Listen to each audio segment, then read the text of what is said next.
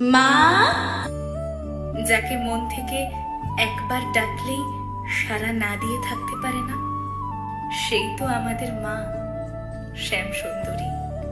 আচ্ছা, তার দুঃখের কথা আমরা কি কখনো ভেবে দেখেছি? তোমার চোখে কি গভীর যন্ত্রণা মা, অথচ তোমার মুখে নীরবতা আর অমলিন হাসি। কে তোমাকে আঘাত করলো মা? কেন করলো? তুমি তো কারো কোনোদিন কোনো ক্ষতি করনি, তবে কেন এই নিষ্ঠুরতা?